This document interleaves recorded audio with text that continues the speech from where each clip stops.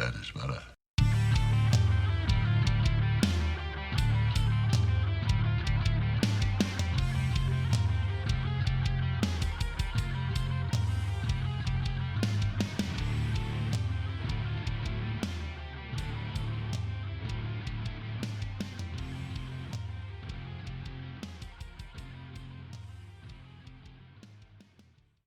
What's up, everyone? Welcome to Give Me Back My Horror Movies, the podcast.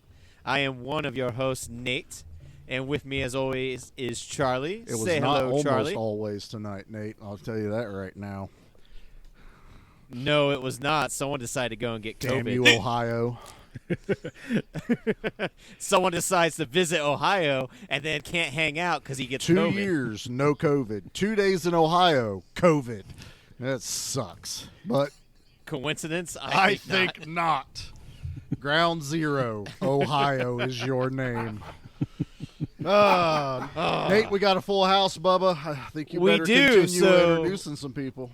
We have Pete, who is with us as always. What's Hey, up, gang. Pete? Good to be back. I'm great. I can't wait. This is Pete really brought exciting. with him the entire gang of Good Beer, Bad Movie Night. Yes. Say hello, everyone. Hello. Hello, everyone. So, I'm going to need everyone to introduce themselves really quickly. That way we all know everyone's voice is sounding separate from me, the John Lovitz sounding guy.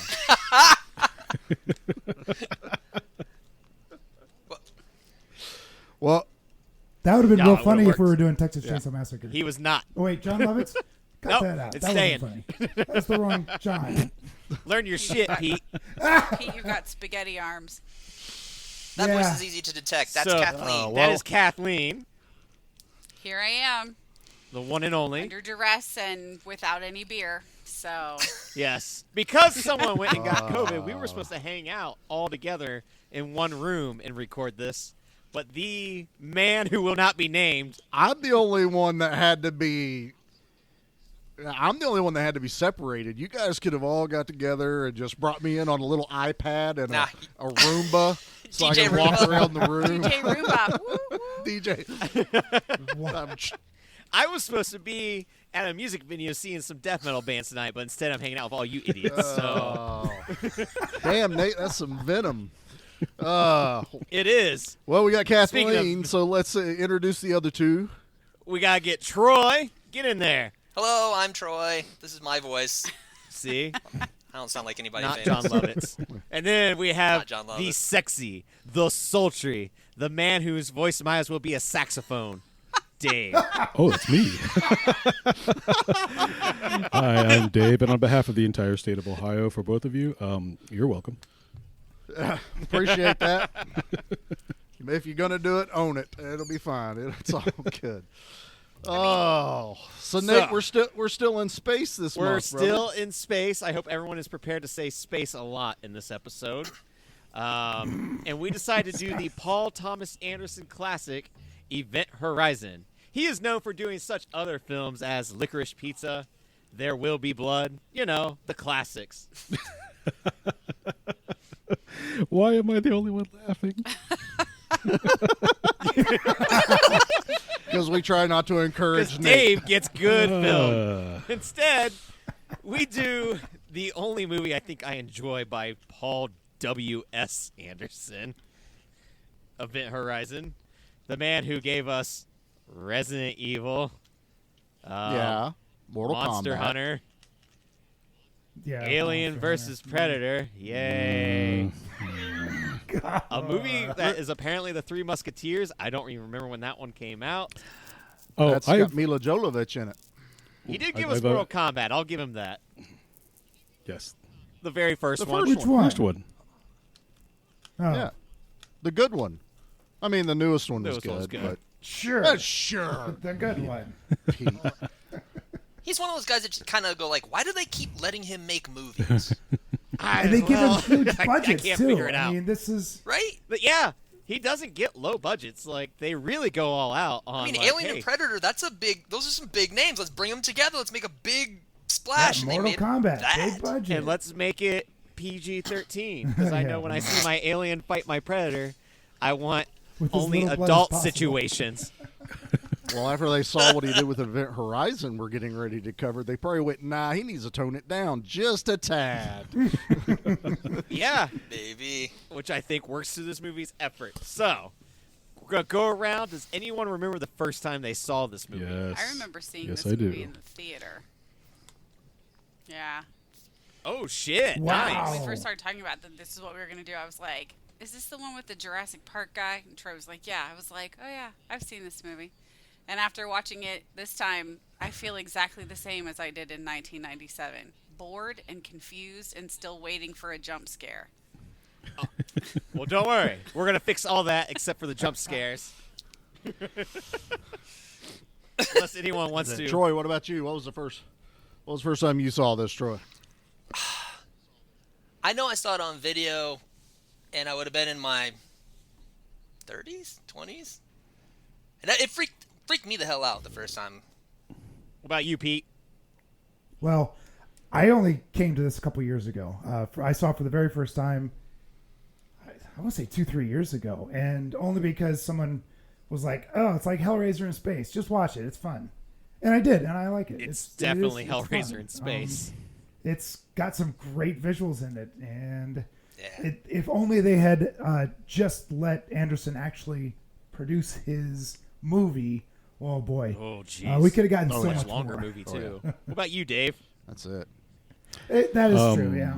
I was definitely a rental. I was probably in 97, 98. I would have still been in college, probably finishing up college, pretty close. I remember seeing it because I never considered myself a horror film, but I find myself watching lots of them. So I guess I don't know, in a bout of self-denial. So you're a horror I decided apparently. But I mean, I was always a fan of like Alien, and this is kind of Alien-esque, or so I was told. And so I watched it, and I'm like, oh, it's like a haunted house in space. Ooh, that's a good way to point it. Yeah, and the parts of it were really cool. And then for the most part, I was just like, this is a little gross. A little grosser than I would normally have chosen. But all in all, I was like, yeah, I'm gonna watch this again. Rousing 2 thumbs up from Dave. What about you, Charlie? Yeah. I like that. That's good. No, this was definitely a rental. This was probably one me and Benny watched. That's right about the time we were both renting every movie we could from Food City. I loved this when it came out. It was dark. It was demented. Visuals were pretty awesome. I mean, a lot of people complain about special effects in movies this genre.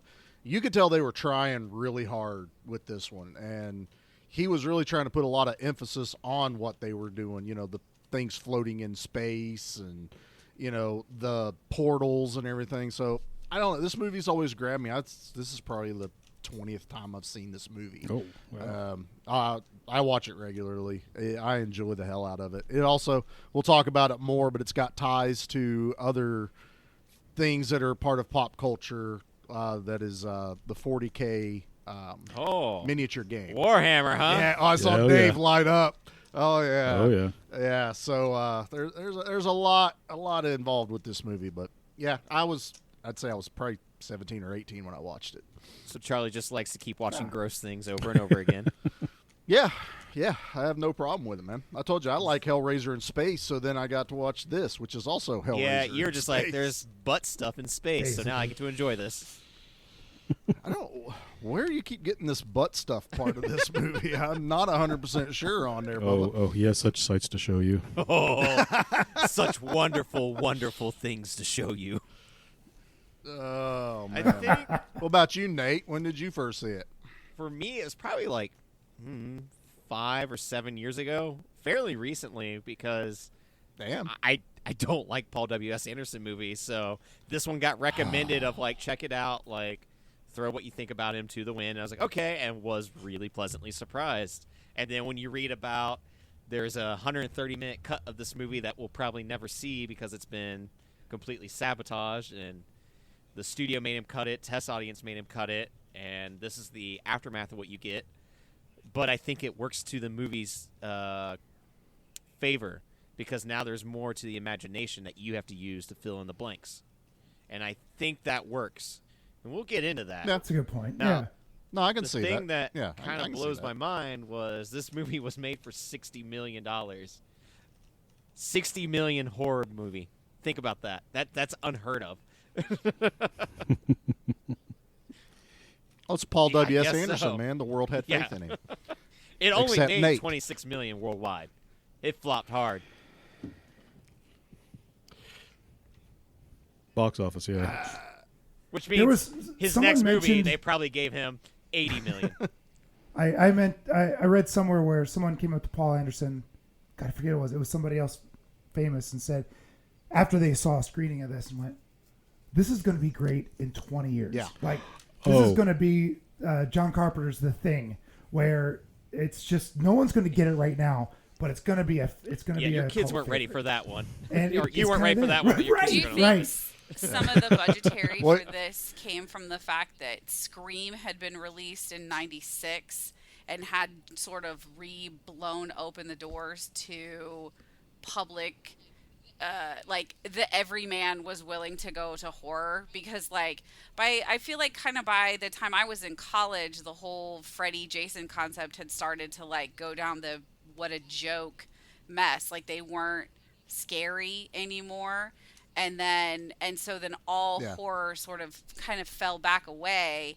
And then Scream came out and it was like sort of changed everything. It brought non-horror people like myself back into the theater to see it. So the release dates between these two films is pretty, like they're within a year of each other. Do you think that had something to do with it? I mean, Scream was December of '96, so this was sometime in '97. I don't know. how Oh, far it came out apart. the same year. It came out the same year as Scream 2.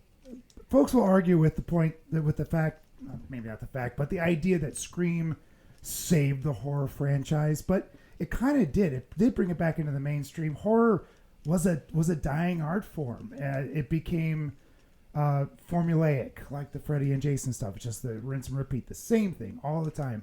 And Scream brought a fresh approach to it, and opened the door for. It was horror was no longer this B movie thing that you could just toss up on a screen. Just it wasn't just I'm losing my brain. You're here. doing fine. Well, this is also where we get into the awkward phase of we're transitioning away from practical effects and more towards CGI. American Werewolf in Paris is a good example of this. That came out in '97. Alien Resurrection came out in '97. Anaconda. Like, we're in this weird phase, and I think this one, like, audiences were not ready for exactly.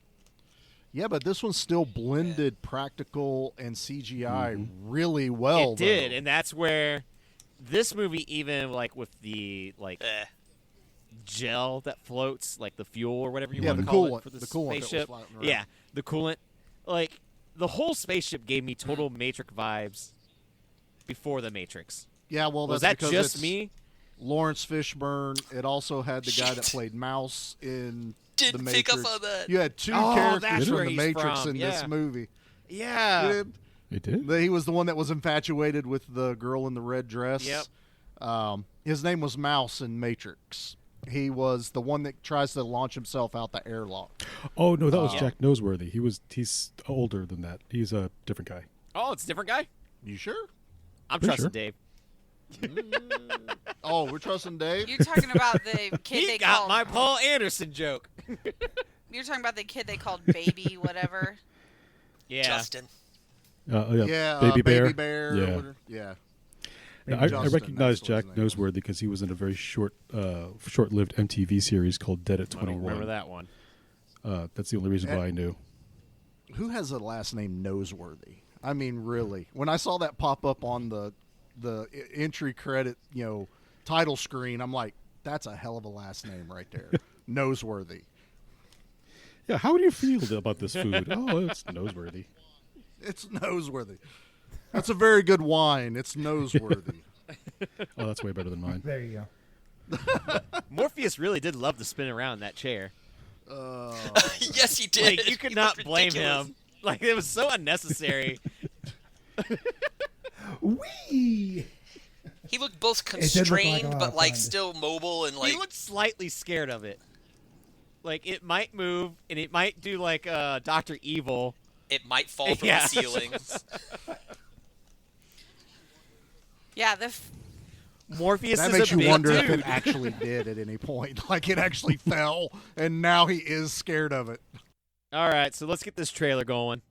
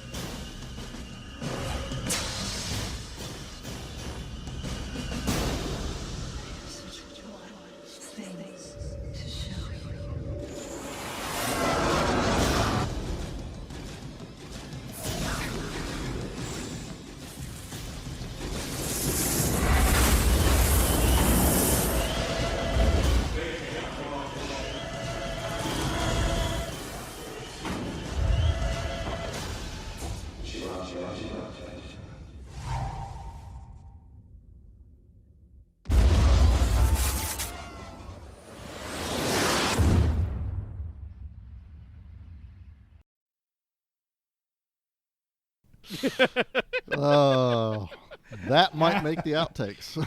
So did anyone else believe the fake science in this movie? Kathleen, you already said you were confused, so I'm assuming that's a no. well, I actually didn't really pay that much attention to that aspect of it. Troy was doing some calculations next to me with the whole, like, how long they were in stasis. And he was like, you can't get there that fast with this many days. And I was like, where are they even starting from? I don't even know. Like, so I wasn't too sure about that. My confusion with the movie, I mean, I understand everything that happened. And I get why it all happened, but throughout the course of the movie, the whole time, I'm just like, what?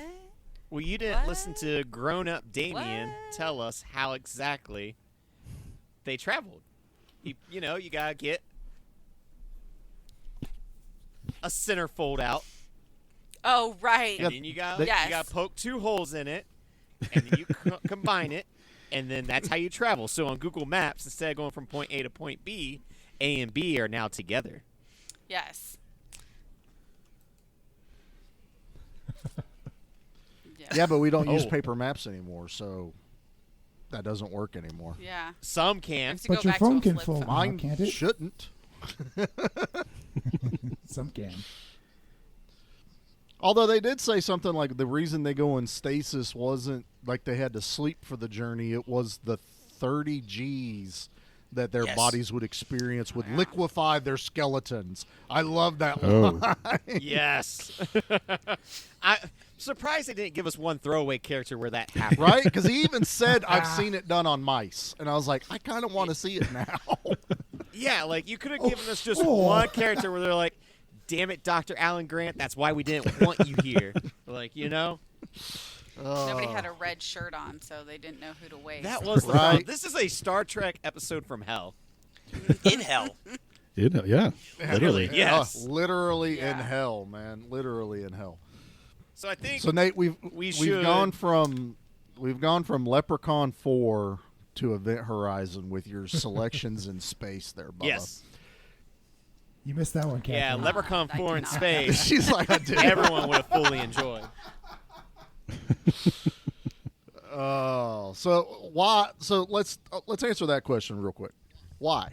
Why did you pick this one, Nate? Because when it comes to space, I feel like this is one of those underlooked gems that needs to be a little bit more spotlight on. I could be totally wrong, and everyone. Okay, But I do believe fair. that, now that we have had like a lot of years past, that it has that cult following for a reason. Sam Neill being Yeah. the grown-up Damien, like the man has horror backgrounds. He was in that movie The Possession. Like this makes sense for him to be in this post Jurassic Park. Even Jurassic Park is a pretty damn good horror movie. The kitchen scene with the Velociraptor is the chef's kiss. That is horror movie perfection. Oh yeah. Wasn't he in a John Carpenter horror movie too? In The Mouth of Madness. Yes. Mouth of Madness. Yeah. Now, right. the new Jurassic Park movie is the complete opposite of really good horror.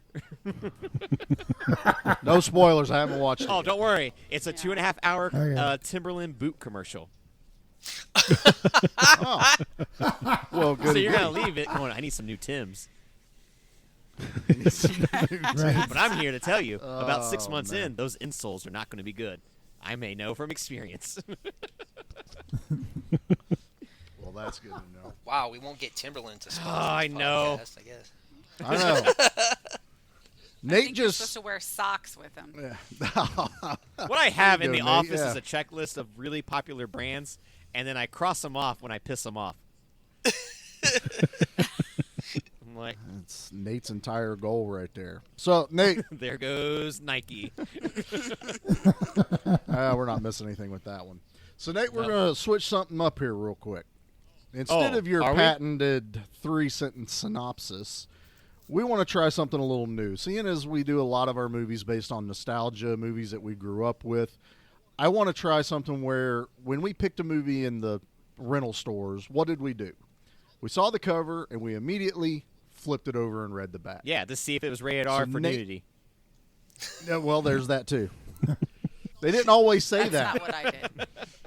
Sometimes they would just say R or PG-13. But, Adult themes. Adult. Nate, why language. don't you read Boobies. us the back of Oh. Event Horizon? The year's 2047. Years earlier, the pioneering research vessel Event Horizon vanished without a trace.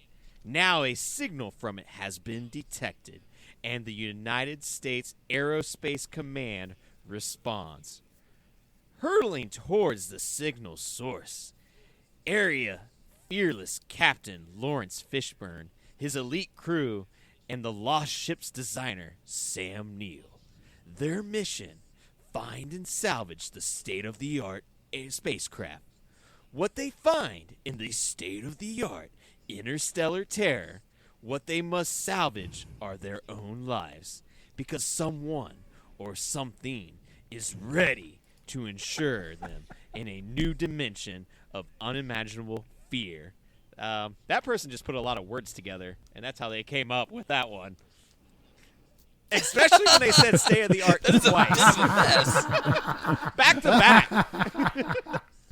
Yeah, I was reading along as I sent that to you that their mission, find and salvage the state-of-the-art spacecraft. What they find is state-of-the-art interstellar terror. Like, no, that doesn't work. What little me would have done was read that going, well, that doesn't really make much sense. Is there boobs in this? And go straight back down to nudity. And yes, there is, but very, very quickly, I might add in this A lot to the imagination. Well, in the uncut, in the stuff we didn't get. Oh, boy. Ooh. Oh yeah, we might have seen might have all seen the a things we lot. didn't want to see. Yeah, there was a lot cut. So, yeah, like, let's think. Early 2000s, I think we as a culture were obsessed with Mars, right? Like, in space travel We've movies. always been obsessed with Marge. Yeah. But even though this one, Yeah. they say they get lost, past Neptune? Yeah, they go to Saturn. Neptune. Yeah. And Oh no, yeah, you're right. Yeah. Well, they start out saying Yes. with the like on-screen text at the beginning that says that we colonized the moon in 2015, and when that came across the TV, I went, "Whoops, missed that deadline." yeah, we did. And then, Yeah. and then the next thing was like something about mining in Mars, and like by the time they did the third one, I was like, "Oh, we might still get there." Like I was like, well, "That might Right, happen," but. Yeah, so then it's like they sent it out. I thought it was funny that they specified Neptune as the 8th planet because when this movie was made, Pluto was still considered a planet. Yep. So I think Pluto's back on like- the planet real, right? Did we get Pluto back? No, it's still it's a dwarf? It's a dwarf Ah. planet, so it doesn't officially hating. count. I know. So, but it sounds like that's where the point in space of the centerfold is folded is just behind Neptune. Like that's where the two sides met to send the event horizon beyond. That's Which was weird considering that at that time Pluto was still a planet. Yeah, but that also begs the question: if we can fold time like that, does it matter where you start from? Because if you can literally fold something endlessly, you can fold something any way you want. Why did it have to be all the way at Neptune? Why did it have to be? You know, if I'm going to be a scientist and try an experimental space folding thing, I'm going to do it as far away from Earth as This I is possible. true. get that. I like that. I get that. Yeah. So if we're going to Sure. collapse a black hole, let's suck out Neptune. We don't need Yeah. that one that bad. That one doesn't cause any kind of like. Well, it is, that one. That and this might be going a little too nerdy. Is Neptune the next actual solid planet after you get past the gas giants of Saturn and Ooh, Jupiter? that's a good question. Like, is Well, that that's a why good it's question. I Neptune? don't- Because I- Neptune's actually Well, a because- solid. I mean, not that Damn. the other two like I like- aren't, Charlie but they aren't. besmirched I like all that the thought. great Martians of Neptune, so now we're never going to get, their sponsorship. So we may never get that question answered. Hey. I'm sorry. We already pissed off Pluto, so I'm not worried about it. Let's piss Nah, off I'm Neptune. Team Pluto over here. No, I meant us as planet Earth has Oh, already pissed oh, off Pluto. yeah, It that's doesn't matter true, if that's you're true. pro Pluto. We've already destroyed it. I like Kathleen's thought, though, because it's a non-gaseous planet that they had to go to one that's solid. To me, it was just that weird. They tried to make it make sense because you could somewhat understand where they're getting their idea from. But also, we're going to do whatever the hell we want to make the movie make sense in our own little world. Well, and that's the thing. The movie essentially what it really was. dedicates itself to fake science. Fake science that doesn't even work in the movie. They don't go to another dimension. They go to hell. They Well, went to space hell. just real quick, technically Neptune is mostly gas and liquid. Oh, well, there goes So- the so, I mean- bomber theory. I had no idea. I just know it's not considered a gaseous giant like the other two. So Yeah. I'm sorry. I like to poop on every party possible. You just do all your pooping you can there, Get Dave. it out. It's all good. Troy, you're being real quiet over there, too. What's your thoughts on pooping and Neptune and And gas? space poop and anti-gravity poop. pooping on Neptune. You usually find a lot of poop in your anus. you know? Oh, damn it! That's where it was good. Well done. I thought we were going to get through this without bringing it up. It's like, I can't believe we've been talking about planets this long and one of them hasn't said it. Nope. You're welcome, Yeah. Kathleen. And it wasn't Dave. So Only because you beat me to it.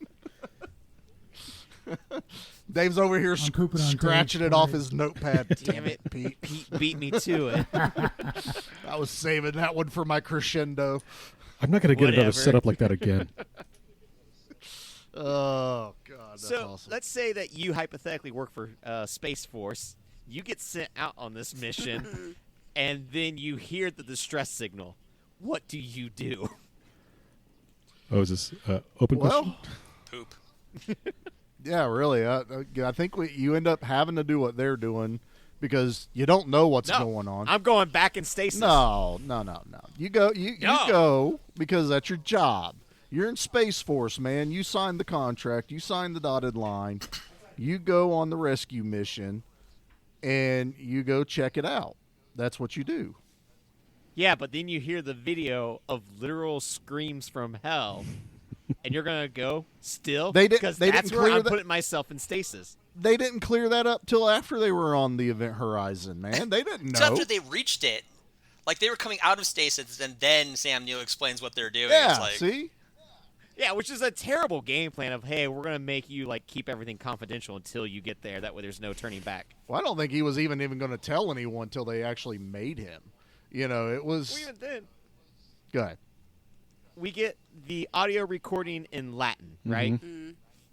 Yeah. And Jason Isaacs, who plays DJ, is the only one that can translate the Latin. So how lucky do you have to be that Jason Isaacs can actually speak Latin? Because if you don't have anyone that can translate the Latin, you have no idea what the hell this audio is saying, correct? Because if I had to guess, there's 6 of us here, none of us know how to speak Latin, right? this is a fair. Does I can do Dave's doing a pig look Latin. like he's like, I might know Latin. Yeah.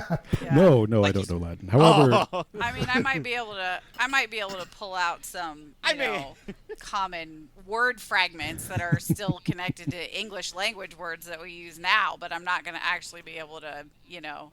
I mean, I got Google... Veni Vidi, we're in hell. I got Google Translate on my that's phone. yeah. I mean, That does was my count? thought. Like, Yeah, that's true. You could just So run the video through in the filter. 2047, you just have space translate. Yeah.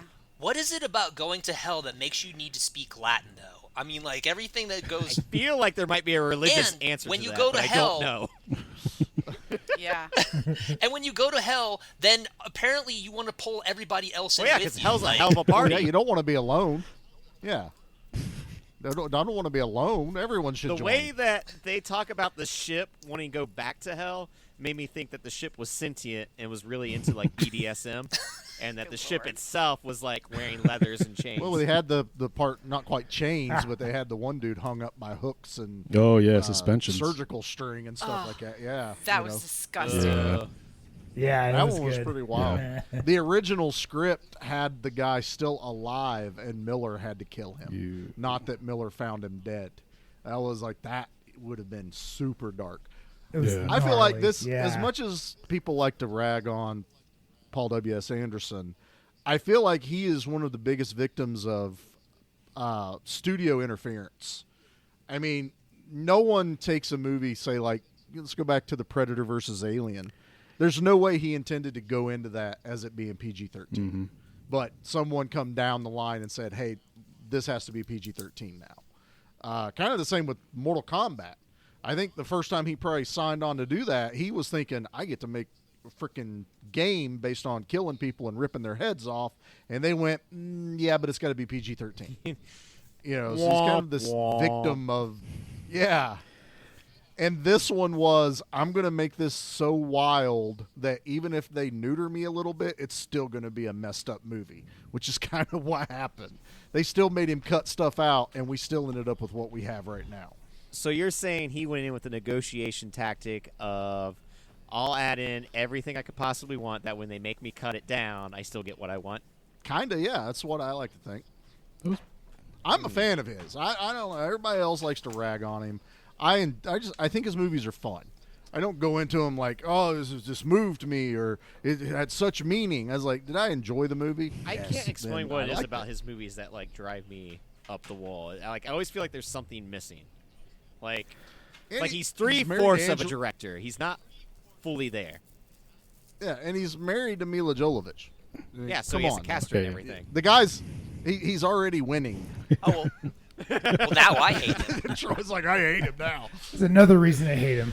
You know what? I'm going to agree with you as far as the Alien versus Predator thing. One, that should never be a PG-13 movie, and two, I feel like there's a lot of studio interference with that one because the studio likes to interfere with all the Alien stuff, and I've gone on about this before. Like, a lot of times when you find like a really successful franchise, studio executives will be like, okay, milk it for what it's worth until nobody likes it anymore, and then move on to the next thing. Star Wars. Yeah. And I think that Mortal Kombat, I think it was PG-13 because the demographic was right around that age. Because it was a video game, people considered it to be for kids, and so It had to be PG-13. I mean, so yeah, I mean, it's a video game with people did it. pulling their heads off and their spines are still attached, but still, I mean, the demographic still skewed pretty young. I guess what's weird to There- me is that like there's that's the a- way there's like a- a studio like thinks, and then like to me, I'm like, yeah, as a 14-year-old, I want to see more blood and guts. But for some reason, the Hollywood studio's like, no. That was my thought process. They always like, well, we want the younger audience in there.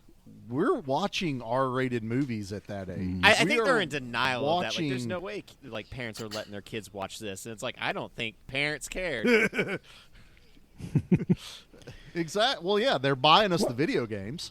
You know, they're Once it gets to the video store, then game on. Right. But they need to make their money in the theater, and if you've got some You know what? That is fair. 'cause theaters I that are remember, pretty strict on their age group, then you're not the 14-year-old's not going to Yeah. get in to see Terminator 2 or and theaters a rated R theaters anything. can lose their licensing for carrying certain Mm-hmm. movies if they get busted for Right. letting kids in. So if there are and I do remember getting ID'd for certain movies, and even having it to where it's like the parent of like a buddy would have to buy us the tickets for the theater lesson. That's actually something I forgot was a thing. yeah.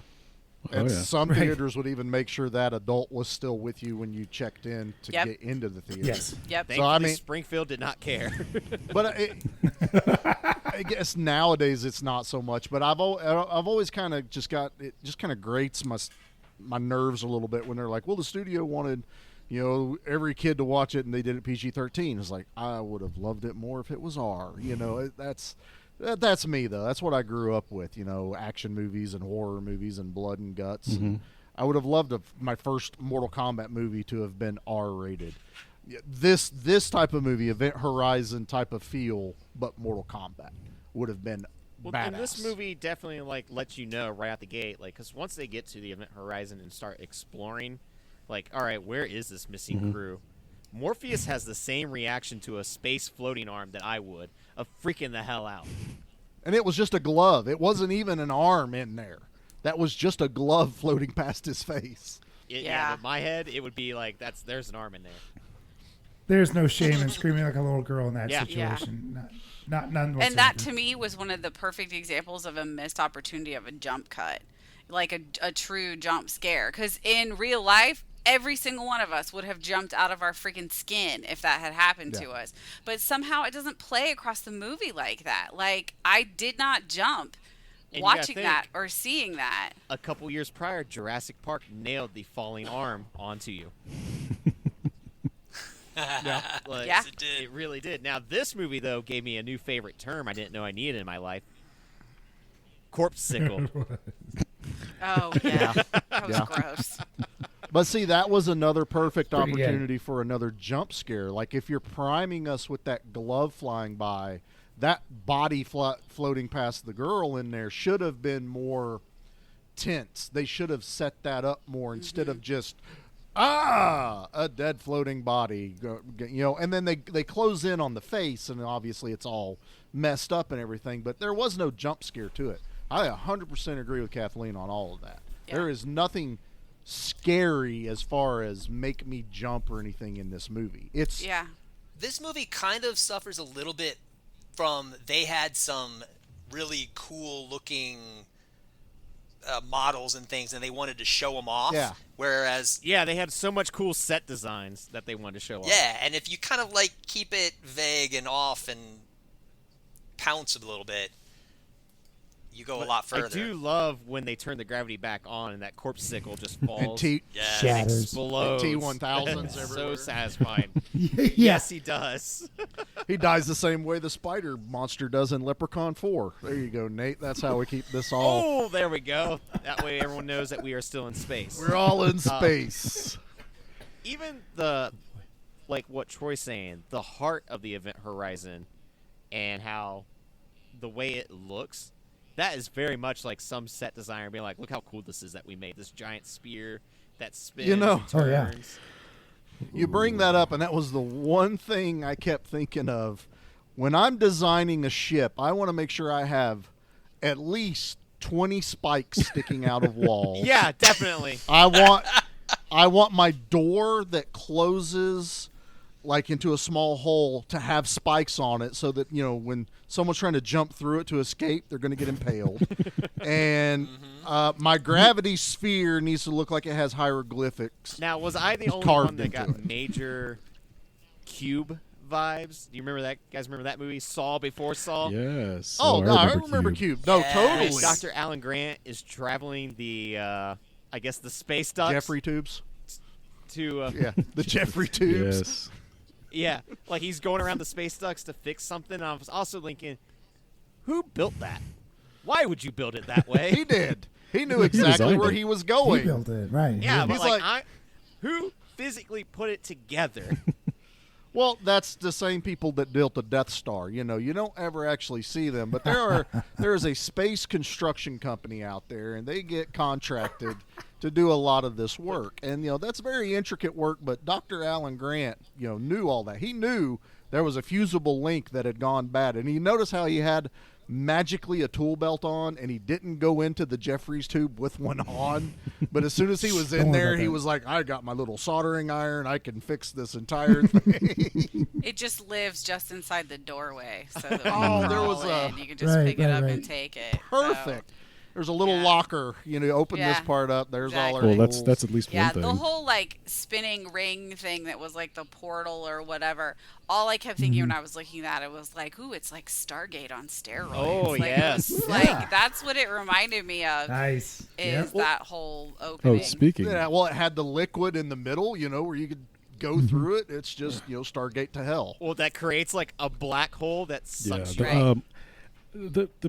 the tools inside the little compartment, so you can, nice and handy when you get into the tubes, is probably the one handy thing, the one relatively friendly thing in what is otherwise like a completely hostile construction. Like just everything's spiky, everything is terrible. The door iris is shut, probably cutting you in half, and that stupid tunnel. Yeah. The tunnel, the vertigo tunnel that you have to get through to get into it. Oh, yeah. Like Has, you can't has walk down anyone the street ever in actually that been through without one of those falling over. before? Oh, Yeah. Oh yeah, Yeah, the fun they're house. It's I have. Creepy. Yeah, Crazy. there's It's like this is stupid. Why? yeah, am I Yeah. you're falling walking over? and then Jackie you're on call- your ass. It is so disorienting. Jackie called it the cheese grater hall. She's like, it's like you're walking okay. inside of a cheese grater. And that was a missed opportunity that someone should have died in that thing. I was waiting for someone to get blendered up, like knocked into it. Also, it makes sense, I guess. There's the front part of the event horizon, then the back part, and you have the long corridor that joins them. Okay, I get it. But let's put exposed explosives all the way down the damn thing. yeah. Well, I mean, Just I in definitely- case we need to blow it. I definitely build a ship with explosives in mind, right? Exposed. You can have an auto self-destruct. Everyone should have one. My van has one. But it's just... Honestly, Remind me not to I go feel like driving. that's something Space Force would do. Well, yeah. No, it is. But it was... And the fact that I can rip it off of the wall fairly You just take it out easily quickly. and then place it anywhere I want. So, yeah. The Sam Neill shouldn't be designing ships anymore. That's all I got. Yeah. Well, I They feel let him like get one. I feel like that whole hallway, like we can jettison off the other ship and, blow this up. I almost feel like whatever theoretical research led Sam Neill's character to want to build this ship, to send it wherever, led him down some sort of path where he knew shit was going to hit the fan and that they would need to be able to escape. Because Yeah. why are you designing from the get-go an option in your ship to blow up the thing that's the portal that folds space in half and escape the people away from Oh. it? Like, if that's there on day one, I'm quitting that There's job. so Like, when I many show places where you up can for quit. the tour... There's Well, right, but I mean, like, as the original crew, when I show up for the tour and they're like, so this is where you're going to live and this is where you're going to eat. Oh, these are the bombs for when shit goes bad and we blow this part up. I'm like, exit, please. Exit, please. I could imagine that during the initial tour. Like, yeah, That's the I shameful love part. that. We don't get enough of the original crew of the Event Horizon. Because, yeah, they would have Well, had I- to have been guided. Right, That would have been Well, horrible. right. They seem so happy-go-lucky in that Well, depending video, on too. depending on which cut you've seen. Which one? Depending on which cut you've seen, or how much of the production stills you've seen of the cut scenes, we see quite a bit of the original crew. Yeah. Yeah, Scenes where they are cut. Yeah, I'm Literally. super glad I haven't seen it. if I get that, Trevor. Nice. if you've ever seen the production stills of a lot of the hell/torture of the original crew, Yep. it's horrific. It's really bad. It is. Well, they use actual actors that are amputees for like body parts being dismembered and torn Yeah. apart. Yeah. And There's some. Oh my god. Oh, There- it's wild. I mean, for the fact that we there's don't, a blood orgy that we get a snippet of that they actually hired like porn stars for to like yeah. do. Like, I mean, they really wanted to make it to where like, hey, if we're going all out, we're going all out. The flashes do a pretty good job of giving you like some images. Like there's one where there's a guy that somebody was reaching into his Yeah. mouth and like Yeah. yanking Himself, at yeah. something. He was doing it himself. That's Yeah. Oh, was it From himself? what- I didn't yeah, pick he that was up. reaching into his mouth and pulling his intestines out by himself. And it's stuff like that where I appreciate kind of the studio interfering because I'm like, man, if you would have shown me everything, I don't know if it would have been as effective. But you not show me everything in these quick cuts and these really quick snippets, in my head, it is hell. Like, it is so terrifying of the thoughts of what this crew tore themselves apart, literally. Yeah. And who's flying ships this big with crews this small? There's only like 8 people on the Lewis and Clark, and I think there's only like 6 people on the Event Horizon. That's a big ass Budget ship. cuts. Budget cuts. That happened at the Siri, last minute. The ship was really expensive. So, Yeah. you know, it's automated to a degree. It's all the and- people who quit Siri's when they flying saw it. the explosives It's all in the right. hallway. It's like found like 7 people that are just stupid. right. I mean, They're- that feels about right? They You were the think about people your that own still staff. actually showed up. Well, I do like those when everything starts to like kind of like reveal that there's something not quite right. Is that this ship knows everyone's fears and secrets? That's the best part. As the ship is Yeah. semi-sentient. Yeah. It has it's possessed. It's a haunted Yeah. ship. Who said that? Someone said that earlier, and I think that's the perfect way to describe this. It's a haunted Yep. house in Yeah. space, and it knows what you're afraid of and the shit you may have done in the past. And, So now here comes the fun and your part. fears, right? Everyone has to explain what their fears would be that the ship would attack. Ah, Charlie's is what the clowns. attack We would already be? know that. I will punch a clown in the mouth. Yeah, I but it's going to really be a will. space clown. I don't care what kind of clown it is. I'm still going to punch it in the mouth. Dave, what is the ship going to use to against you? Nope. Forget What it. is it going Nope. to take? Not going to do this. I'm doing this. It's like, nope, I'm out. Dave is not participating in the excercise. They That just- way, just when move Dave on. Elon just Musk turned his takes video this off. podcast episode to space. Dave has left the program. What about you, Troy? Oh, there would be so many snakes.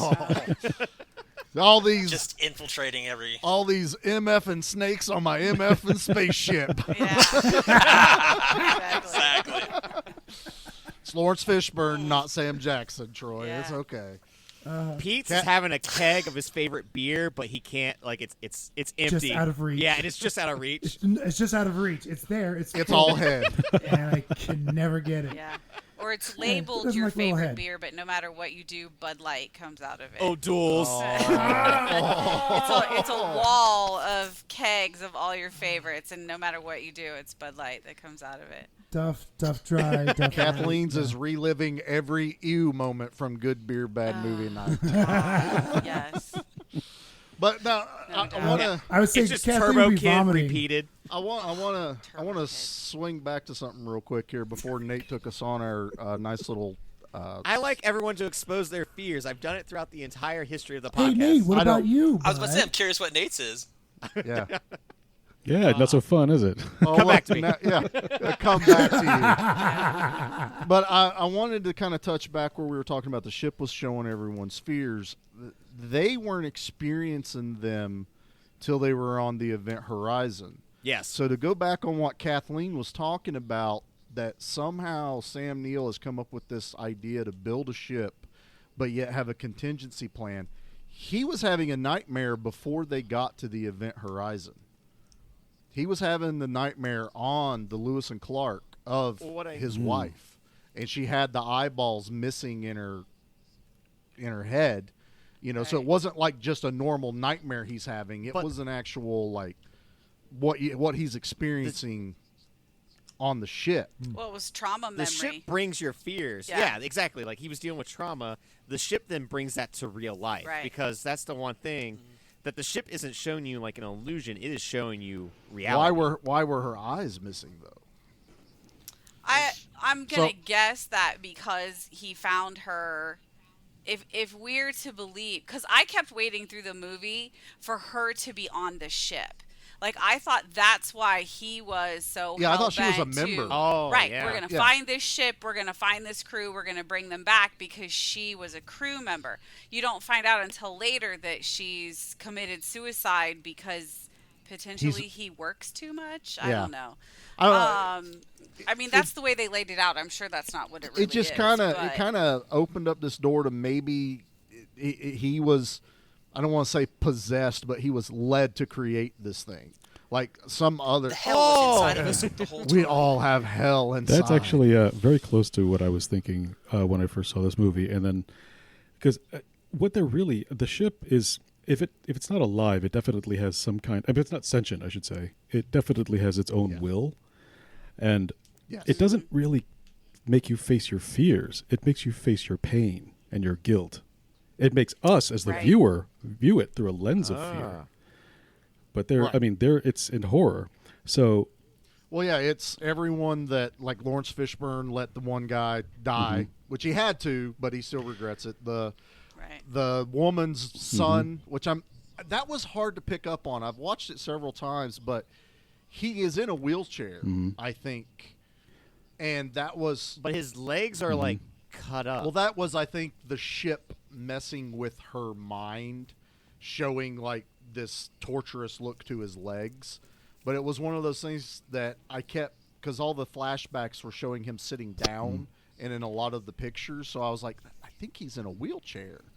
And so when he's running in the ship and she's chasing him, that would kind of lead why she's like trying to follow him, like he shouldn't be able to walk or something like that. But Or she's reliving whatever trauma accident caused Yeah. his legs to be busted up, and therefore he needs that care. Because she had to make a point of saying that her ex-husband is taking care of the kid, and she'll get him in the summer because they're being called off of a leave to do this. yeah, So, it's obviously a bigger deal than just leaving the kid with the spouse kind of Yeah. thing.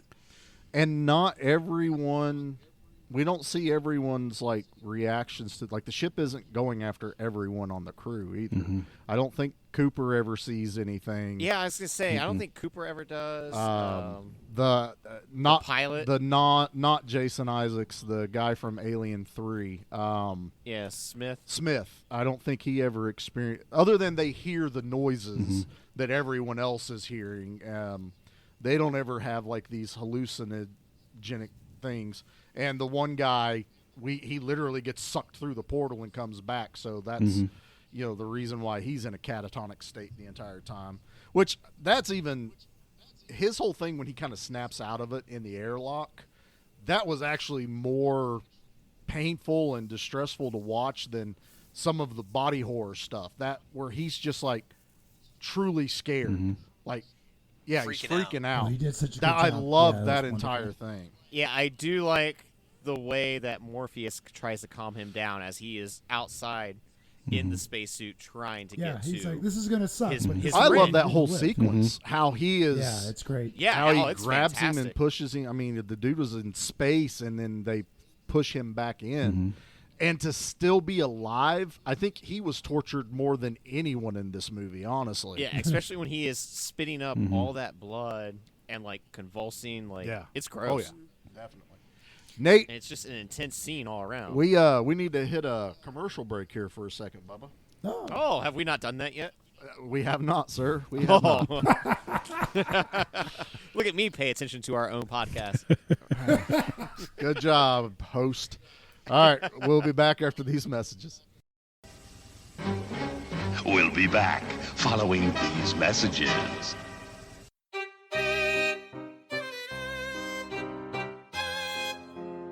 Do you like horror movies? Do you like hanging out with your friends? Do you like having a laugh? Do you like podcasts? Well, you should check out our podcast, Spoils of Horror. We're not a review show. We're a horror movie hangout where we talk about movies that are lost, forgotten, popular, and bizarre, all in the scary realm. You can listen to our podcast while you're doing just about anything. You could be washing your dishes. You could be washing your cat. You could be washing your genitals. All forms of genitals accepted. We are a fully inclusive genitalia show. Yes, we are the #1 ideal podcast for washing your genitals. Our genital Yelp reviews are unsurpassed. 5.5 stars. You don't want to know where that half came from. It's, Now that you know that, check us out on all major platforms. You can search for Spoils of Horror on all social media sites. Come and hang out with us. We'd love to see you. And your genitals. Bye.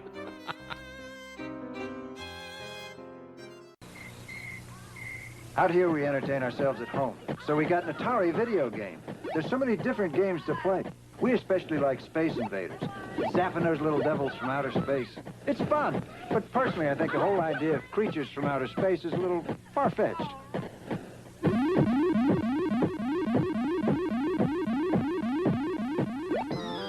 No other company offers you as many different video game cartridges as Atari.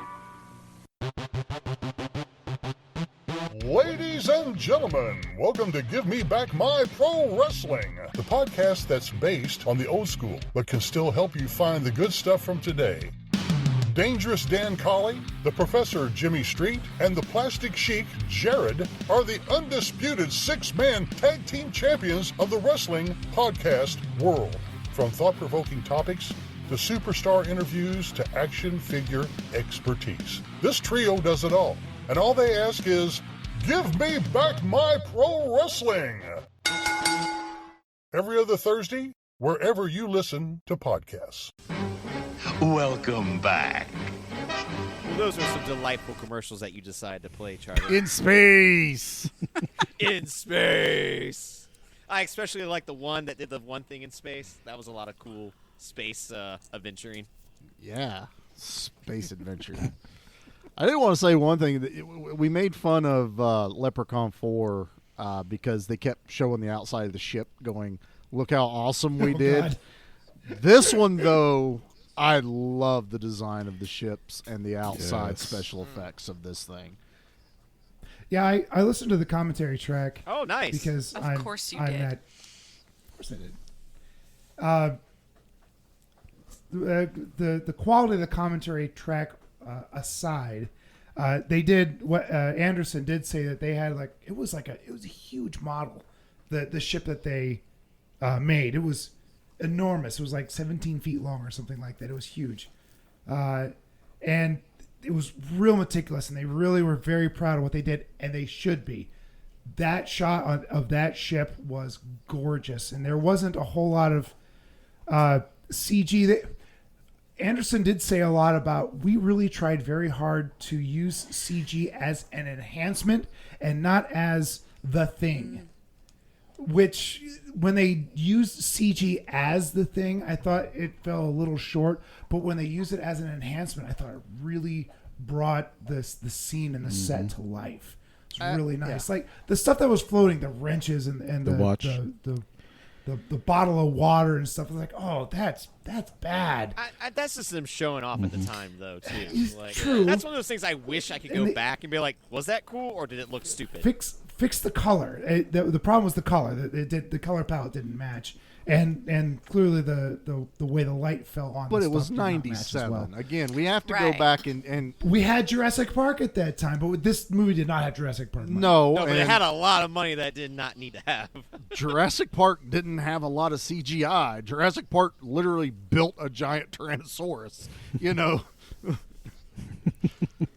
It did. But there was a lot of great stuff. Like they blew up that ship at the end, and Anderson was like, "This is my favorite shot. Watch this," and just it was so good. That whole the whole delayed thing as it was like this one goes off, this C4 goes off, this C4 goes off, boom, boom, boom, and it blows up the ship. That was a hell of a shot, man. That was so good. And it was all practical. It was wonderful. They didn't screw around with a lot of CG flames. Like at the end, here's something I was like, opened my mouth like, what? Lawrence Fishburne actually reached through that fire to grab the self-destruct button. They coated his arm in fire retardant. Oh, okay, that's And he reached through the fire to grab the detonator, the destruct button. Yeah, the detonator. Yeah, I really liked even the sets. I thought the sets were amazing. Like you guys said earlier, the set where the black hole machine was.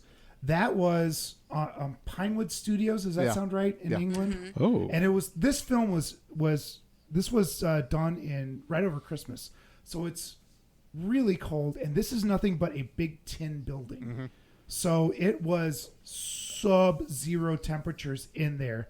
And I almost said Vince Neil. Vince Neil, huh? Vince Neil. Oh.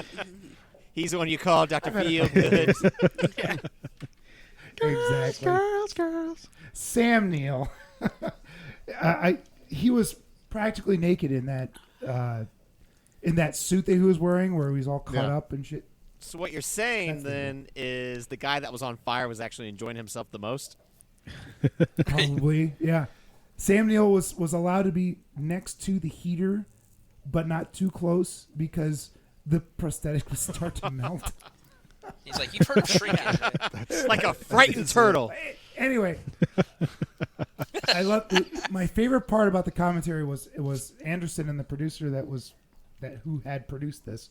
They were talking about how cool the special effects were, or at least the practical effects, and how much time they took to really make it all come home. I mean, I really enjoyed that. No, and that's one of the things that's made this movie stick with me the most was how it looks. Mm-hmm. The visuals of this movie, they put a lot of thought into it. It wasn't cheaply done. It wasn't quickly done either. And that's kind of the reason it has such a staying power with me. Like, yeah, the story has a lot of holes and a lot of issues, but I can still really appreciate what it looks like.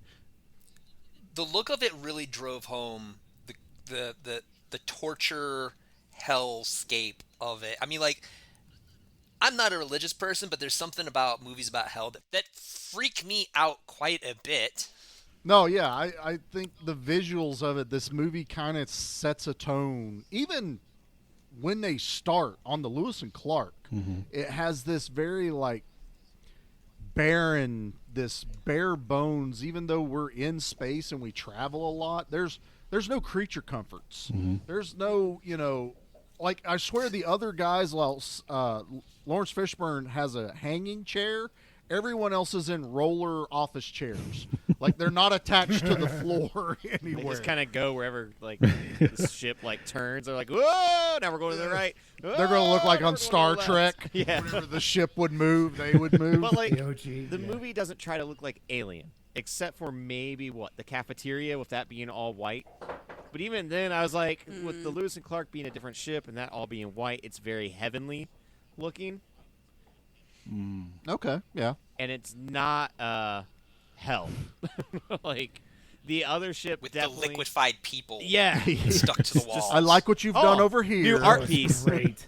That's actually a good point. The ship, the Lewis and Clark, it looks like a ship that people work in.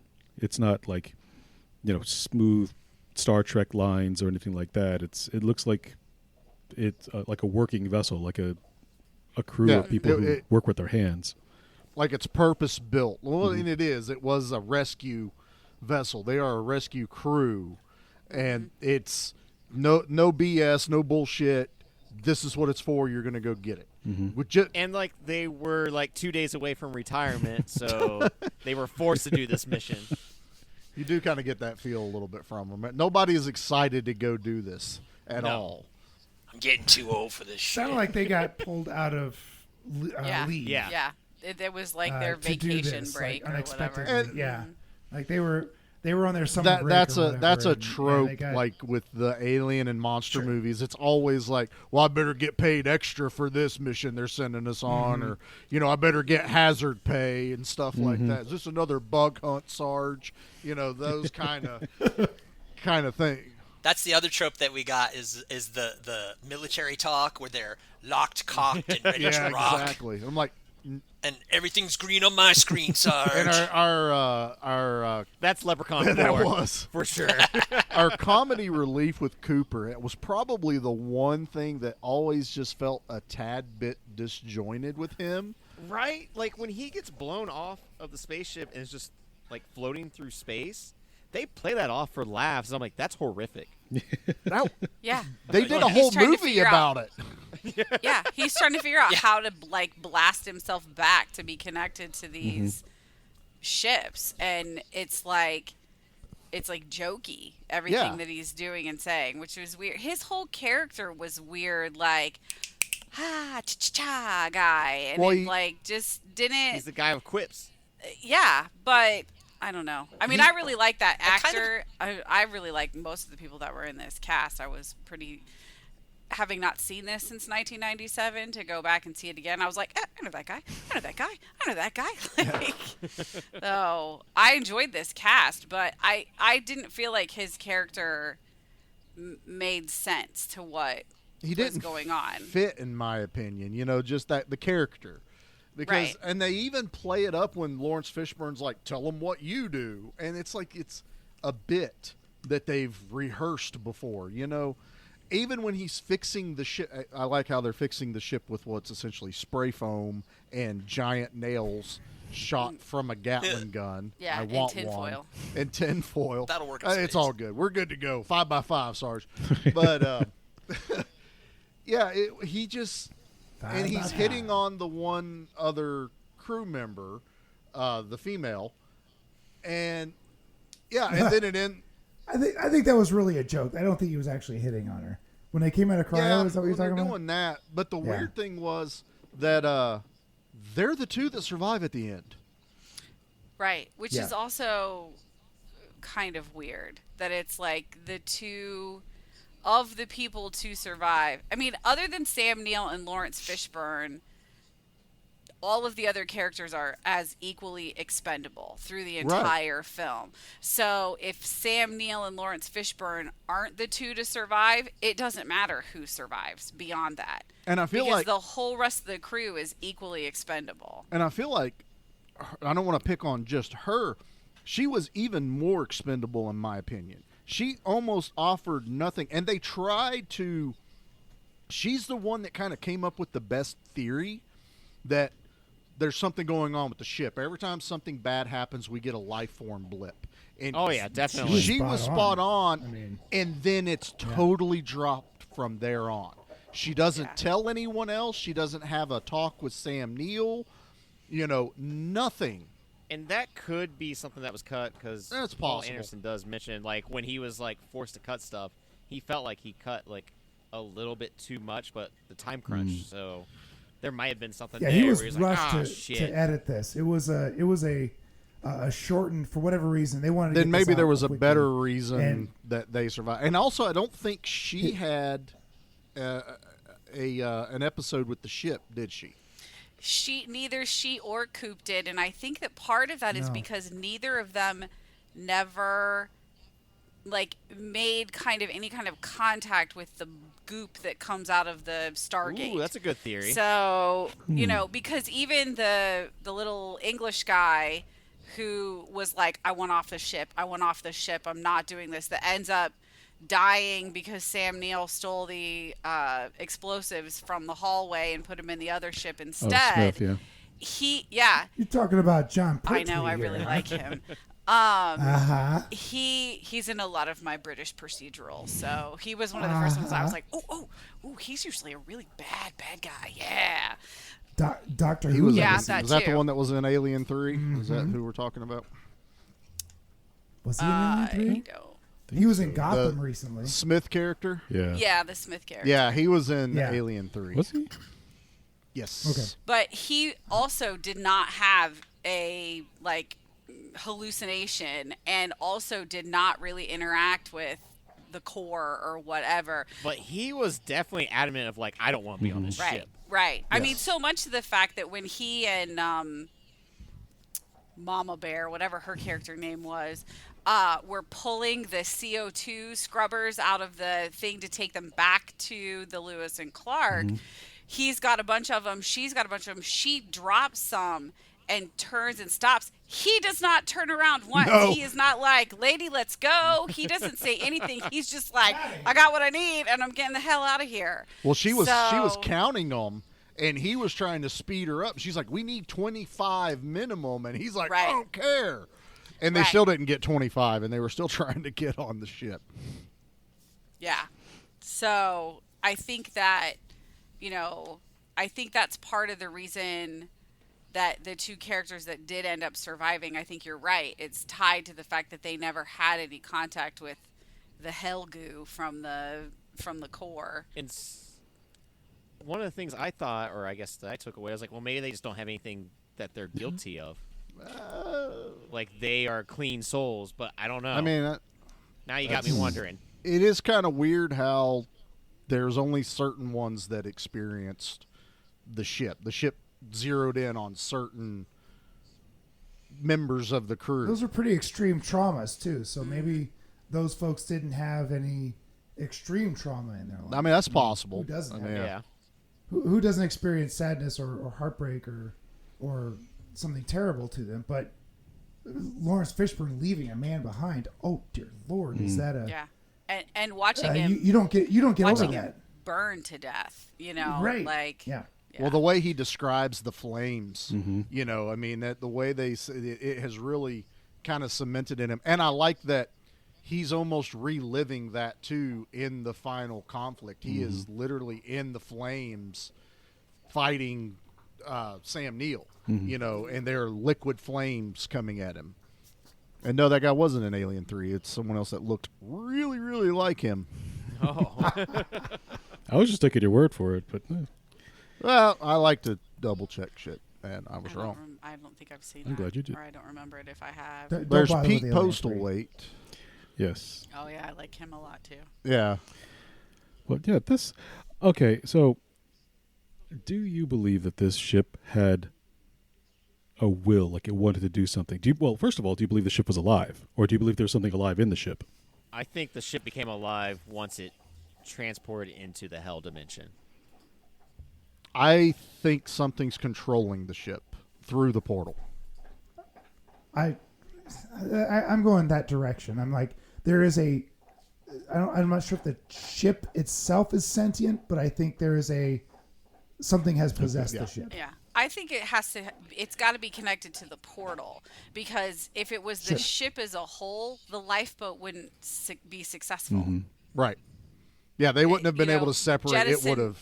Yeah. Jettisoning the lifeboat still would have killed them. You know what I mean? Like, I think that whatever it was that was doing whatever was happening was coming through the portal. Yeah, because it would have been able to stop, like, the distress beacon they send out. It potentially could have stopped the self-destruct with the bombs if it was the ship being sentient, because it would have known how to control its own mechanics. I really think it was just almost like a force coming from the portal that is somehow able to just get into everyone's minds. And basically, because what it is once it takes over a mind, now that person is that extension of whatever it is. Because Justin calls it the darkness is here. He is here, the darkness. So, yeah, I think it was a presence on the ship, not the ship itself. That could check out, too, as to why Dr. Alan Grant gets superhuman strength. Well, yeah, I mean, he's tossing people around. He was a conduit to whatever was trying or had come over. And why Justin wants to kill himself when he slightly, when he comes out, kind of snaps out of the coma, and the first thing he does is try to head straight for that airlock because he doesn't want whatever's inside of him anymore. He wants to be done with it. Yeah, and the fact that he's able to snap out of it means that there's something somewhat had control over him. And it lets go so that it Yeah. doesn't go out with him, which is that panic at the end. Exactly. When he's like, wait, why am I in this room? Let me out. Yeah, it relinquished to try and Nice. Yeah. it's trying to fool everyone else. It's still inside Justin, but it was a self-preservation moment for whatever's controlling him. But no, and that's why Sam Neill gets like the power. And also, I think something's been cut that I'm still going to stay on this whole thing of I think he was led to create this thing, because now he's like the main portal of whatever this is, So Well, he seems really attached to the ship.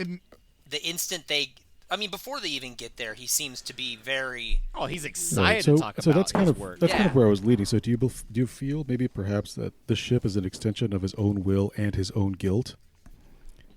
Like, and so that when the ship goes and comes back with whatever is in it or whatever it has become, it's become sort of an extension of his will, and it's given him the power to be, or it's kind of taken him over as far as like his own fear and guilt. And I think he's definitely become more susceptible than any of the other members on the ship, for sure.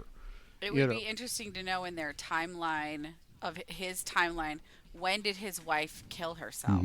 Before he started working on that ship, while he was in the process of that, or like, at its completion kind of thing?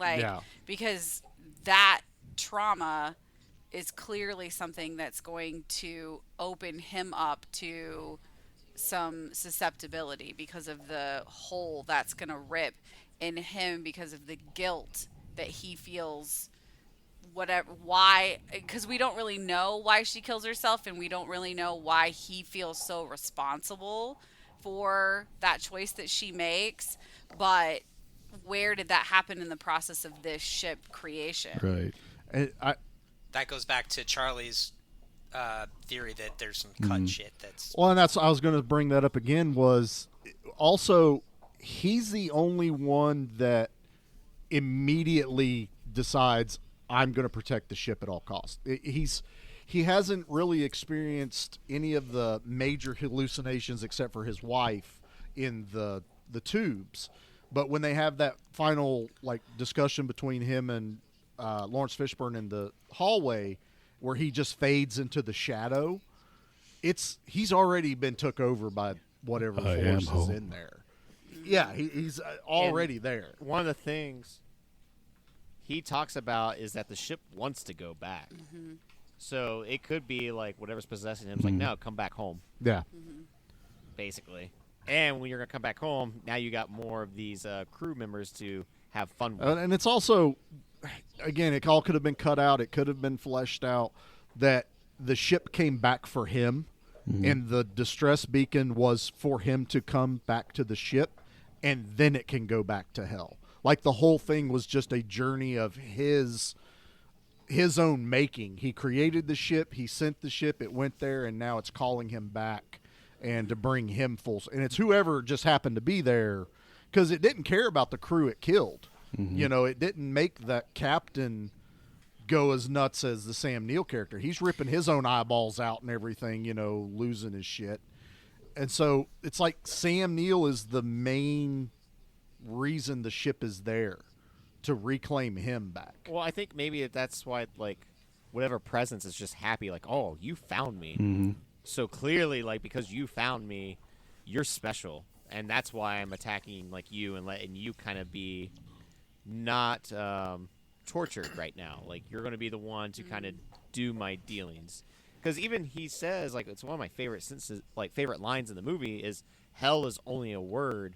Reality is much, much worse. That is dark. Right. We're only calling it hell because we have no other whatever dimension explanation it went to, but it's a hell. Yeah, exactly. Yeah. That's Well, and depending on your kind of thought process from a religious point of view, too, in a lot of religions, suicide is considered a damnable. Yeah, the ultimate sin. An choice. unforgivable sin. The ultimate sin. Right, Yes. it's an unforgivable sin. So going back to, my question of where in the process did she kill herself? Had the ship already taken off through this fold in space and is doing whatever it's doing, she kills herself, she ends up in hell, and it's her that's coming back through, because in all of his dreams of her, she keeps saying, "You're going to be with me. You're going to be with me." See, that's what I would have wanted to see, because like we were talking about earlier, we felt like she either should have been a member on the other ship that he's going out to find her. There should have been that connection, that her ultimate basically revenge is, you've made me kill myself and damn myself because of this ship. I am now going to use your creation to damn you with me. And bring you back to hell. That is actually, you're touching on something that I kind of felt pretty strongly about about this movie, is that there were so many missed opportunities, and we've mentioned a few of them already, but like the setup, like the first act was so good. It set us all up for all these horrific things.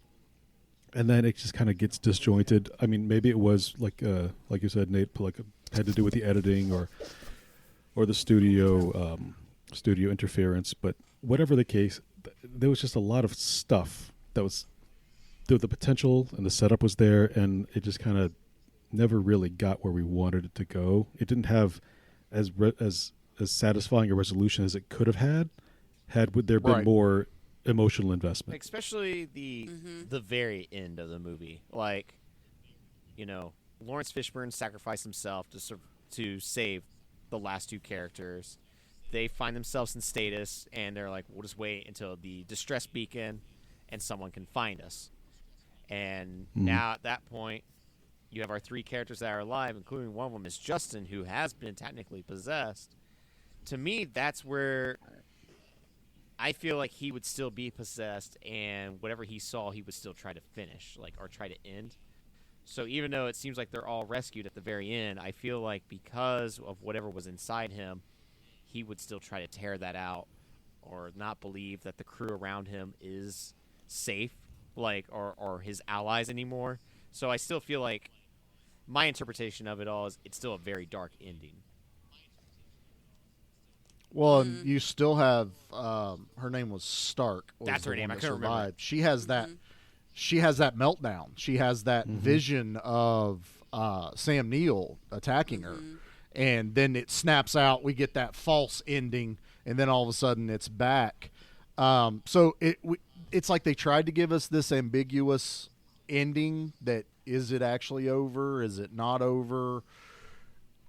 But because we but then they instantly did the let's do the happy ending,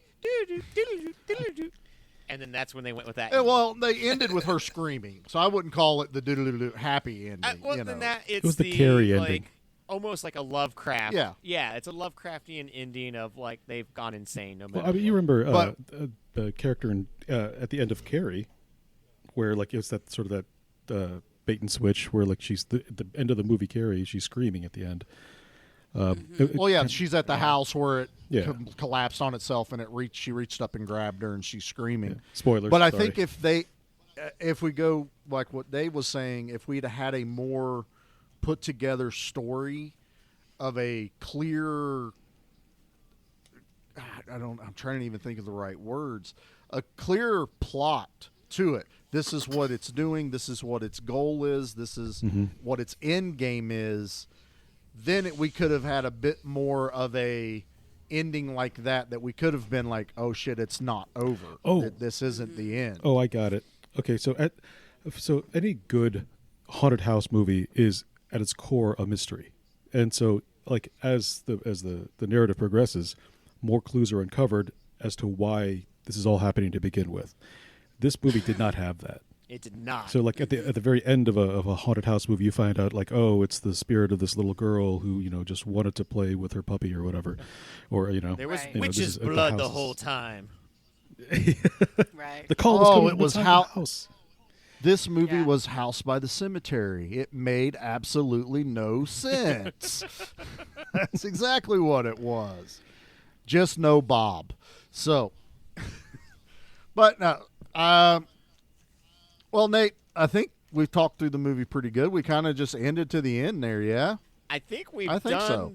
the movie justice. I think Paul W.S. Anderson never thought anyone would actually dissect this movie like we have on a philosophical level, so let's go. Go us's. So you want to do the things? Should we get into some raining blood because it actually rains blood Let's do in some this raining movie? blood. Let's hit the music.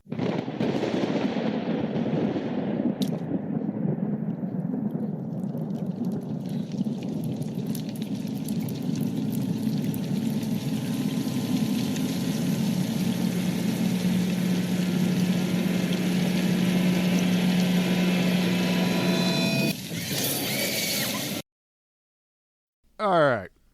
So this week, Event Horizon, in space, raining bloods. You would think this number would be higher. And I think I'm going to have to add an asterisk due to our conversation. Is the body count for this is 12. Just 12 people die in this movie. It doesn't seem that way, does it? I don't think so because of how often you know, get it's a to limited see. crew. Yeah, it's two limited crews, Two and you crews, kind of just see right. them going back and forth of being tortured. Yeah. But I think my asterisk is going to be I feel like we'd never actually get to see the full crew from the first ship from the Event Horizon. And the count is only what we see in that little flashback of the crew, and that's what they're counting. But I think in the uncut version of this movie that didn't make it, there was probably at least 20 more people involved with what we've been told about with the amputees and the other stuff in the orgy scenes. So my asterisk is going to be this movie potentially had a higher body count, but the actual body count for this movie is only 12. Are you counting the wife too? Yeah.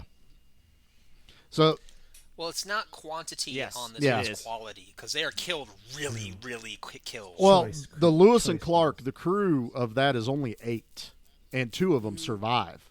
So the only countable deaths that we see on screen are 6 members of the other ship plus the wife. So it's only 12. I mean, it's not a lot, but you get a lot of prolonged, a dead body floating around and then it shatters into a million pieces.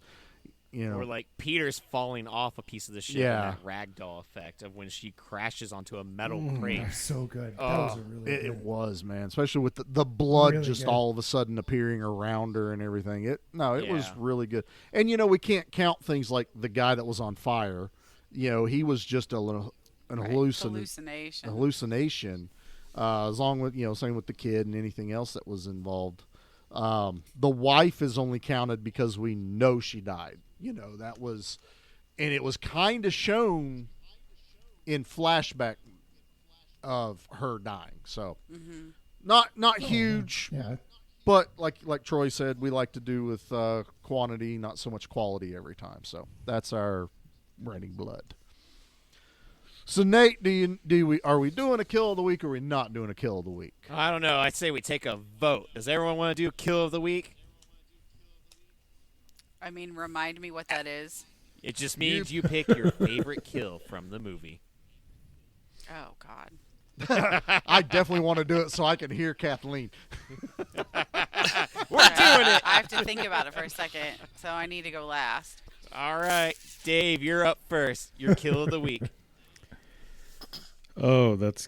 It was kind of a toss-up, but I'm gonna have to go with Doc, Jason Isaac, because that was the one that really made me cringe. I mean, the lady Yeah. falling from that height and then just like that was awesome, and horrific. But the evisceration and just seeing him suspended like that, I was like, oh, okay, yeah, that's the one that really got me.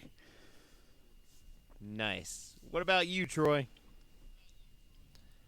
I liked, and he didn't die though. It's kind of, but Justin going out the airlock and like that, because they described everything that was going to happen, like how his eyeballs were going to boil and like he had, or no, I just saw a Doctor Who where they were talking about that, so I got it a little bit. Oh, yeah, as one does. As one does. But but I was thinking about that the whole time. That is true. But yeah, like him having to exhale and his blood everywhere, and like they tackle him back in. Justin's airlock scene was. We'll let my Troy favorite. bend the rules this time. That's fine. Yeah, We'll that let one's him- allowed. Yeah, That one's sorry. allowed. What about you, Charlie? I was gonna say the doctor that gets it basically opened up, which I thought was they skipped over something, or maybe I've never seen it, but the dude had a scar, like he had a surgery before. That was his fear. There was supposedly there was a trauma in his life that he was afraid of, and he had a scar from his chest to his navel. You get a hint that he's just about to tell Lawrence Fishburne that story after Lawrence Fishburne tells him about leaving the guy behind, but they get interrupted. Yeah, because Lawrence is telling him, I've never told that story to anyone ever. How would this ship know? But no, I'm going to go with that because that is a true Hellraiser moment in this, where very he's much just so. strung up by hooks and strings, and his entrails are on the table under him. It's just wild. So, Pete, what about you, brother? One of my favorite things in cinema is throwing a dummy off of a building and watching it tumble hither and through with the limbs all of spaghetti ink all over the place. And I think I've seen the best version of that in this movie, because when they threw, I don't know how or what they did. If that was a dummy that they tossed off of a high place to hit every rung, Homer Simpson style, down to her death, it was awesome. And that was my favorite. It was so much fun to see an actual good dummy fall. I guess you. It was a really, and the camera didn't shy away. It didn't. No. And then when she landed, she wasn't quite dead. No, yet. she was still gurgling. She was yeah. still. And there's That was something my about favorite. her landing on a metal grate. Oh, yeah. It Yeah. just Don't hurts walk to on see a metal her hit. grate and then be like, oh, what if I fell on that? Ugh. Well, yeah, I sit on lawn chairs and I get waffle butt. I would imagine that she's got some Waffle sort of skull. great back. Waffle skull, right? Yeah, thank you. That's better than where I was going. I appreciate that. Thank you for Oh, figuring you're it out. welcome. Kathleen, do you still need another minute? Yeah. Because Nate's still got to go. Yeah, all right, go ahead, Nate. All right. The one that's always stuck out to me is the crew member sticking his own arm through his mouth and then ripping out his intestines. Oh, gosh. yeah. Just That's a good one. imagine your brain will not allow you to bite your own tongue off, right? So the fact of someone's force, their own pure will of reaching in and starting to grab, no, it's gross. It's terrible. I like how Pete's trying. Uppercut yourself, Pete. See if it works that way. There you Now go. this leads us to Kathleen. Oh my goodness. Uh. This, She's like, Oh, this is God. a stupid I mean, segment. You have to pick your own ew moment. well, here's what I'll say. In the spirit of how you run your show, I agree with, and I think it was Dave, about the Jason Isaacs character being just cracked open and spilled over. That was awful. Like, so awful. And it reminds me of, there's a scene very similar to that in Silence of the Lambs? Yes, there are. Or Yes, the blood eagle. Yeah, someone was ripped Yes. open. Yes, the blood eagle, right. So, like, that was very much like, oh, God, that is awful. So if that's the goal, then there you go. The people sort of ripping themselves to pieces that you get in all the quick flashes at the end when you're, like, learning what happened to the original crew. I was super grateful that was done in super fast flashes. So they didn't really have to see all of it, kind of thing. But yeah, I also really hate eyeball stuff. Like when people like poke their own eyeballs out or rip their own eyeballs out. So there was that scene from the saved video that they were able to clean up of the original captain like holding out his hand with an eyeball on the end of it. Yeah. Yeah, that was I was close to walking at that point. Like I was like, "Oh, what are we getting into?" But then you don't see anything gross for a while after that. So I was like, "Okay." Sam Neill pulls his own eyeballs. He does, but it's different. does. He doesn't like try to give them back to you as a present. Like, it's disgusting. He puts them in his pocket for later. Right. Pocket eyeballs. I mean, he still needs to see where he's going. All right. Well, that was Kill of the Week, the extended We version. did it. Yes, That's it was. Now we gotta go for an extended version of our machetes. All right. Guys, it's okay. He just wanted his machete back. Whew. All right. I'm just gonna go in the same order. Dave, you're up first. What's your rating of Event Horizon? I want to rate it higher because I did think the movie was cool, but I can't ignore the missed opportunities, so I'm going to have to go about a 6. Fair. All right. Fair. Yeah. Troy? Yeah, that's where I was going too. Six is what I have. The design and the acting are both really, really good, and I enjoyed both of those. There's a little bit story that they needed to punch it up. Maybe give me a little less sheer horror, a little more interest and fun too. I would have liked that, but Well, you didn't think Cooper was fun? 6. You know, all that fun we got? Actually, I appreciated that they were trying. I just don't think that really No, worked. Cooper does not really work. What about you, Charlie? Oh, me? I've probably seen this movie the most out of everyone here, probably combined. Fair. I really enjoy this movie. I love the visuals of it. While I should ding it for story, I feel like the story may have been there and it got neutered by the studio, so I can't fault Paul W.S. Anderson for that.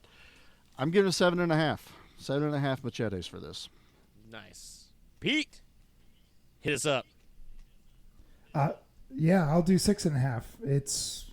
I like the practical effects. I like the horror, and this cast clearly had a good time doing this. Nobody was phoning this performance in. Fishburne, Neil, they were all having a good damn time, and it came across on the screen to me. So, but man, there's just some spots where it's like, come on, resolve this, and you didn't. So, 6.5. I will watch this again, but it's a 6.5. Respect. All right. Kathleen, do you want to go? Sure, I can go. I stand by my original statement about what I felt about this movie exactly the way I did back in 1997. It wasn't. It missed the opportunity to actually be jump scary, and I was confused by the whole thought process and what have you. So I'm gonna say like 3.5. Whoa. Like it wasn't. I don't do gore, so I'm not really going to give points for gore. Like but because that's the concept of the movie, I don't feel like I'm going to take away from that either. But I don't know. I clearly haven't watched this movie in over 20 years and didn't miss it in the intervening time. So I'm glad we made you rewatch it. I mean, I've watched worse. So I do appreciate that you didn't make me watch something that was a total fountain fest. So I know you've watched worse. You're welcome. yeah, I was gonna say it's your fault. Usually, yeah, it Dave's seems fault, like it's yeah. always Dave's fault. Yes, you're All right, Irish. Nate, what do you rate this bad boy at? I'm right there in line with you, Charlie. A nice 7.5. I really enjoy this movie, even after revisiting it. The concept is scary to me. The fact that a lot of it is kind of your imagination playing into the fear really works for me. I like, for instance, we're talking about the doctor being cut up. Like, you don't get to see him get cut up. You see the aftermath of it. So you can only imagine the fear that's going on to him as he's watching himself literally be butchered alive. And then to have his body strung up and have the meat hooks hanging him there. Like, it's terrifying to me. The set designs are really cool. I mean, all around, like, it's more enjoyable than I ever thought it would be. And that's why I kind of leave higher than I ever thought I would with this. So what you say is you're a fan of Paul W.S. Anderson now. I at least like this movie. And I do, I do like the first Mortal Kombat. It's stupid fun. Yeah. That is dumb fun. But of course, there are people with trash opinions. You're trash, Nate. I hate you. See, I can't do a live drop, but I'll say the drop. All right. All right, what's our trash opinion this week, Nate? I got two of them. This one comes from Kuroshi back in 1999. We're going way back. In an empty theater, no one can hear you scream. I actually yelled at the screen in this film. Really? When the big secret of the Event Horizon was revealed, it was so insultingly stupid that I couldn't believe the filmmaker had the nerve to toss it up there on the screen. The film looks cool. The interiors of the spaceship were based on a cathedral. But other than that, there's really nothing to suggest it. Now for our next one. This comes from Chad Icon. This is 2018, so fairly new. He gave it 1 star out of 5. Seriously? You'd enjoy shaving a dead cat more. It gets the physics wrong so often. It's bad science fiction. The scares are such worn-out tropes. It's bad horror. The acting isn't over the top enough to make it campy, gory, guilty pleasure worthy of cult classic status. It's just bad. So that's from some people that hated this movie even more than Kathleen. Because my original thought was I'll just use her review as a trash opinion. You should have messaged her on the side and said, "Hey, write me a review." I need a quick review. Yeah, I would rather find blood in my stool than watch this movie again. Ew. I would rather throw up in a vase and throw it up against the wall. I wasn't throwing up in a vase. Oh, yeah. Oh, you pooped in Stop. a vase.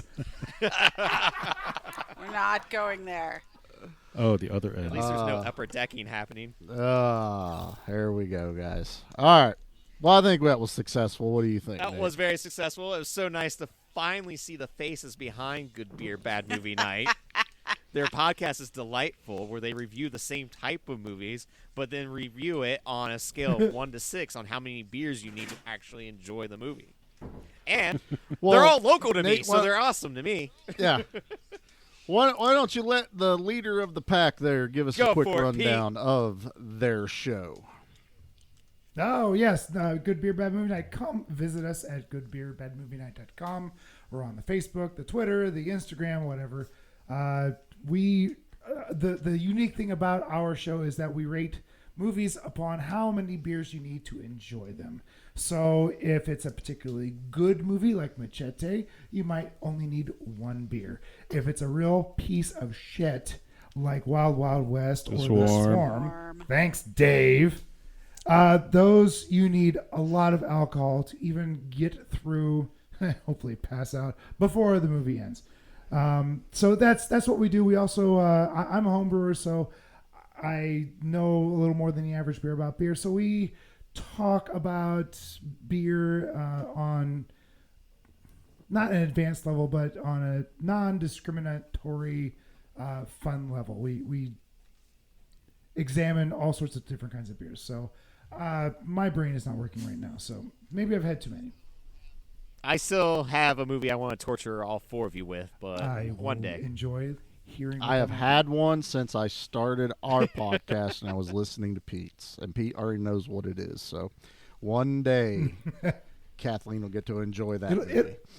It'll happen. It'll happen.